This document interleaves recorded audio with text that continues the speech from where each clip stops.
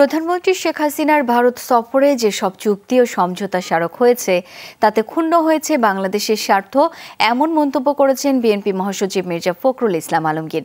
Sandalina so, রূপচর্চায় আভিজাত্য। বলেন, ভারত থেকে বাংলাদেশের ন্যায্য অধিকার আদায়ে প্রধানমন্ত্রী ব্যর্থ। সকালে গুলশানে বিএনপি চেয়ারপারসনের রাজনৈতিক কার্যালয়ে ছিল সংবাদ সম্মেলন। সেখানে বিএনপি মহাসচিব বলেন, খালেদা জিয়াকে রাজনীতি থেকে দূরে রাখতেই মিথ্যা মামলায় চেয়ারপারসনকে বন্দী রাখা হয়েছে। এই মামলায় জামিন পাওয়া খালেদা জিয়ার সাংবিধানিক অধিকার।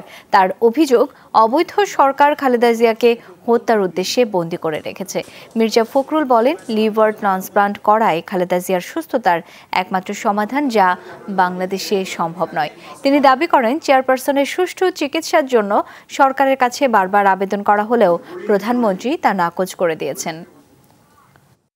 তিস্তা সহ অভিন্ন নদীগুলির পানি বন্টনের কোনো চুক্তি না করা, সীমান্তে বিএসএফ কর্তৃক বাংলাদেশি নাগরিকদের হত্যা বন্ধ না করা, একতরফাভাবে ভারতকে সকল প্রকার সুবিধা প্রদান করে বাংলাদেশের স্বার্থ ব্যাপকভাবে ক্ষুণ্ণ করা হয়েছে। ডাক যোগাযোগ মন্ত্রণালয়ের সমঝোতা, রেল মন্ত্রণালয়ের মধ্যে সমঝোতা, সমুদ্র বিষয়ক গবেষণায় দুই দেশের সমঝোতা ইত্যাদি সমঝোতাগুলোতে বাংলাদেশের স্বার্থ ক্ষুণ্ণ হয়েছে।